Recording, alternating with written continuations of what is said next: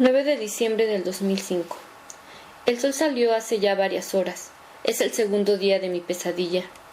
Hace menos de un día que todo esto empezó, que me quitaron mi vida al grado que ya ni siquiera sé si todavía tengo mi empleo en el hotel o si alguien me está buscando. Cuando bajo del coche para entrar a las oficinas del asiedo, las cámaras todavía están ahí. Estoy esposada, me maltratan. Es como si fuera otra persona, una criminal, tratada a la mexicana, con la brutalidad y el caos que comparten la policía y los periodistas.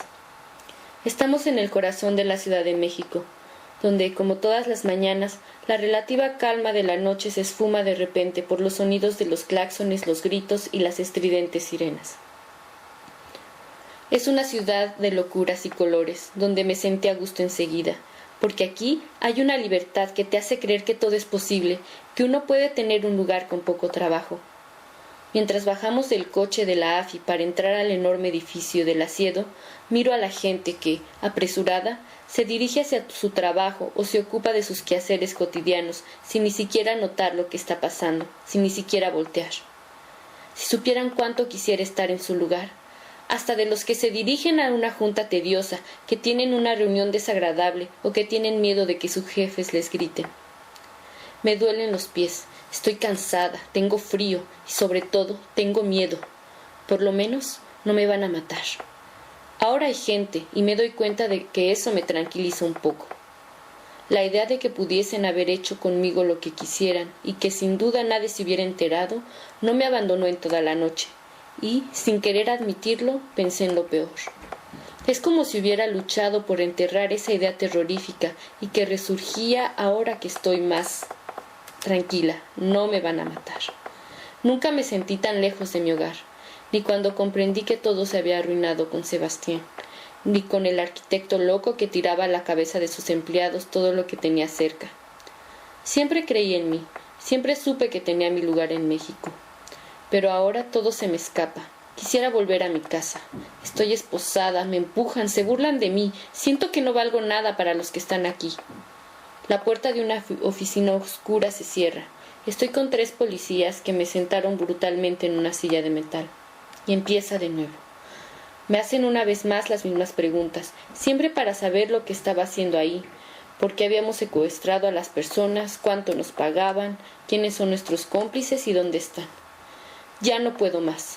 Quiero decirles de nuevo que no sabía nada, que no entiendo nada de todo esto, que soy inocente, pero no lo puedo evitar. Grito. Me altero, me enfado, un enfado que no controlo, que sale al mismo tiempo que mis lágrimas.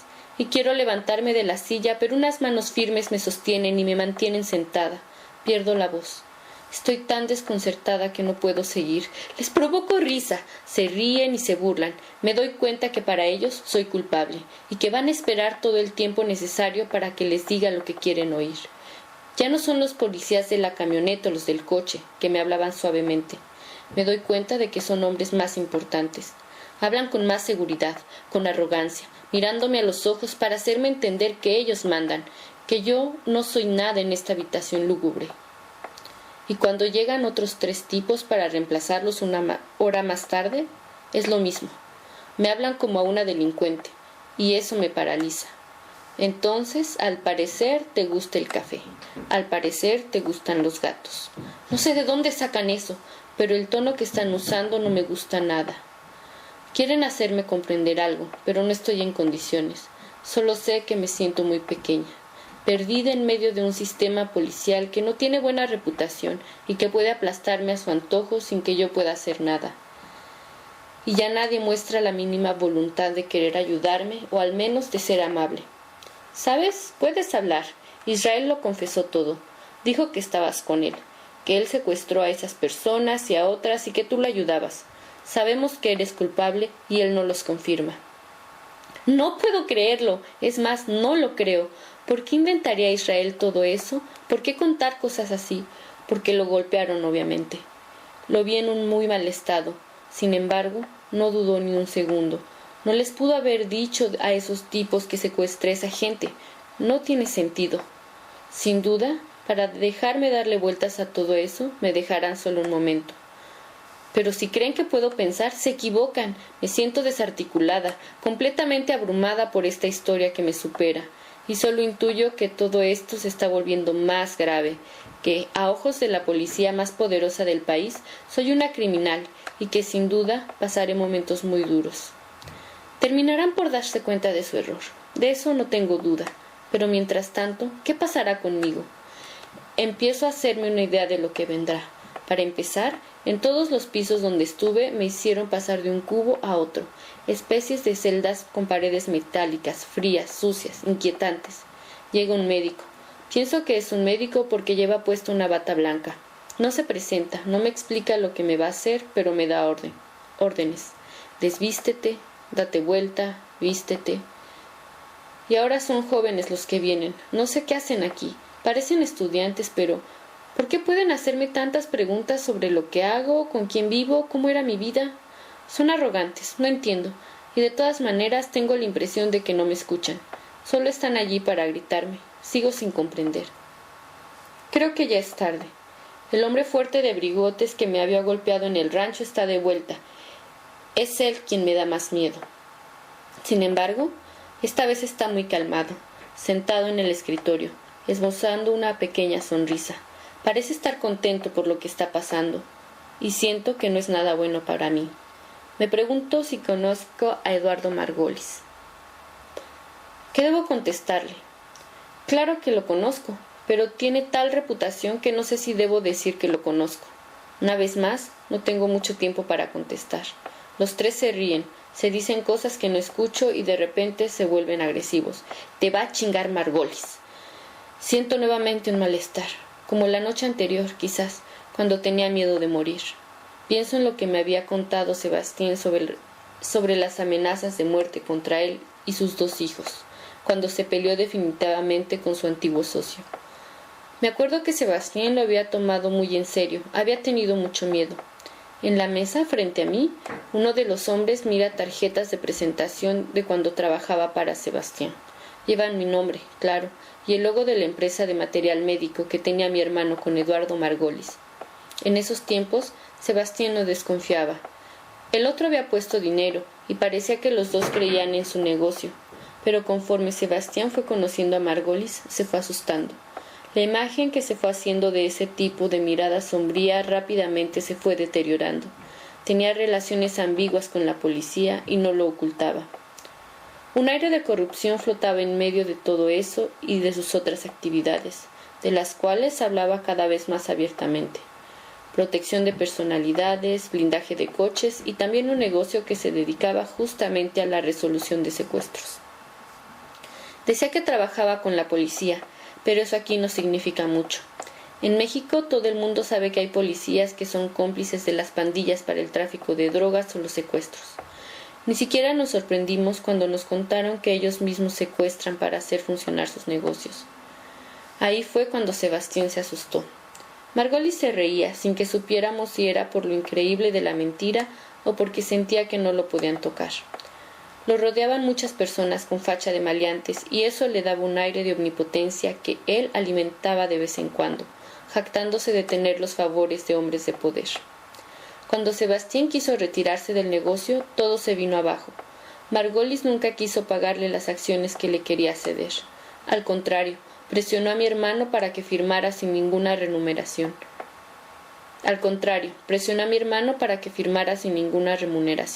Y Sebastián terminó, como en una mala película, su vida podrida por el miedo, aun cuando rechazaba la idea de que abusaran de él. Puso una demanda, pero el expediente nunca avanzó. Le decían que el Ministerio Público había cambiado, que había que empezar de cero. Se burlaban de él, a veces abiertamente. Unos meses más tarde le llegaron a decir que su expediente se había perdido. En cambio, la demanda que interpuso Margolis contra él por robo y abuso de confianza nunca se perdió. Testigos falsos contaron historias fantasiosas, presentaron facturas falsas y la policía llevó a cabo pesquisas totalmente ilegales. Más tarde, cerraron el negocio de mi hermano, sin explicaciones. Podían hacer lo que quisieran, todo el mundo lo veía como si fuera normal. Pero lo peor ocurrió a finales del 2004. Un día de diciembre, Lolani recibió una llamada de Margolis, quien los amenazó de muerte y también de secuestrar a sus 2 hijos, que en ese entonces tenían 4 y 5 años. Creo que fue la gota que derramó el vaso para Sebastián. Comprendió que estaba en un mundo donde no tenía nada que hacer, demasiada violencia, demasiada corrupción. No podía enfrentarse a un tipo como Margolis, y ese hombre venía ahora a meterse a mi pesadilla. No tienes ninguna oportunidad, te va a chingar Margolis. Esas palabras me dejaron heladas. Comprendí que habían encontrado esa tarjeta de presentación en mi departamento. Habían tomado mis llaves en el momento de nuestro arresto el día anterior. Fueron a buscar, seguramente les di mi dirección. Pienso en Sebastián, en los niños, en las amenazas de muerte. Me llevan de nuevo al sótano. Esta vez es peor. Un agujero lleno de ratas. Es un pasillo largo con pequeñas celdas apestosas, 3 muros y una pared de vidrio. Hay 2 camas de concreto y bañas a la turca, sin puerta. Me empujan en una celda en donde ya hay una chica, y me quedo allí, sentada en el borde de la cama, helada, petrificada, como en estado de shock. Intento hablarle, pero no sé muy bien lo que digo, y ella ve cómo me tratan, no quiere acercarse a mí. Un tipo llega para ofrecerle agua, papel higiénico. Ella lo rechaza. Pero yo sí quiero el papel. Se lo digo al tipo, que me responde sin ni siquiera mirarme. Tú te chingas. Todo es pura violencia aquí. Es así desde que llegué y no he dejado de tener miedo. El miedo opaca todo, hasta mi orgullo. Solo quiero que no me digan nada, que ni siquiera me miren. Quiero que me dejen en paz. Sin embargo, me vienen a buscar otra vez. Subo las escaleras oscuras hasta una oficina donde me piden que me siente. El teléfono va a sonar, descuelga. El teléfono empieza a sonar. Oigo una voz a lo lejos que dice mi nombre. Lo repite, me pregunta qué está pasando y dice que no lo puede creer. Es mi madre, ¿cómo es posible? ¿Cómo sabe que estoy aquí? Es como un milagro. Oigo su voz, siento que está preocupada y quiero tranquilizarla, pero no puedo. No me sale nada. Por primera vez me derrumbo. Rompo en llanto, lo que no había hecho desde el comienzo de esta historia loca. Incapaz de articular, de reponerme, no dejo de llorar, abrumada por el sueño y miedo. Si me derrumbo ahora, es sin duda porque la voz de mi madre me reconforta, me tranquiliza. Hasta este momento estaba demasiado tensa como para llorar. Le escucho que me habla, busca hacerme sentir bien. No te preocupes, te sacaremos de allí. No me hace ninguna pregunta. Comprenderé más tarde que esa confianza es extraordinaria, que ella fue quien me hizo sentir mejor y que yo ni siquiera pude decirle algunas palabras para tranquilizarla. Ese momento debió ser horrible para ella. Yo estaba tan lejos, ella se podía imaginar tantas cosas, y todo lo que había oído eran mis llantos y a ese tipo que me mandaba colgar el teléfono después de un momento demasiado corto. Fue el cónsul quien se lo anunció a mis padres, por lo menos hizo eso. Poco más tarde vendrían a verme para cumplir con lo mínimo, la asistencia consular. Pero eso debió costarle mucho porque me trató como a una delincuente. Lo único que me dijo fue que no podía hacer nada por mí, mientras que Frank Berton, el abogado que mis padres contrataron más tarde para defenderme, me diría que el cónsul habría podido obtener mi liberación sobre la base de una violación flagrante de la Constitución mexicana. El artículo 16 establece que, en una detención, el inculpado puede ser expuesto. El artículo 16 establece que, en una detención, el inculpado puede ser puesto a disposición del Ministerio Público inmediatamente. Ahora bien, entre mi arresto y mi llegada a la sede de la policía esa mañana, ya habían pasado casi 24 horas. Se lo pude haber contado al cónsul, pero parecía que tenía cosas más importantes que hacer. A él tampoco se le ocurrió, y como muchos mexicanos que vieron todo por televisión, sin duda él también creía lo que se mostró. A sus ojos, soy una secuestradora de niños, Florence la diabólica, y peor aún para él, Florence la francesa. Así es como me consideran aquí, y si entiendo bien, de momento así es. Vuelvo a bajar a la celda sórdida donde la chica me lanza miradas sucias, apenas me atrevo a mirarla. Oigo gritos, veo hombres pasar con las mangas remangadas, a menudo armados, a veces llevando prisioneros abatidos, silenciosos, cabizbajos, y de repente veo a Israel, sigue esposado, lo llevan de los cabellos, lo empujan, lo jalan, lo arrastran. No me vio, me quedo allí, inmóvil, como ida, indiferente e insensible a todo lo que ocurre a mi alrededor. Tampoco pasa mucho a mi alrededor.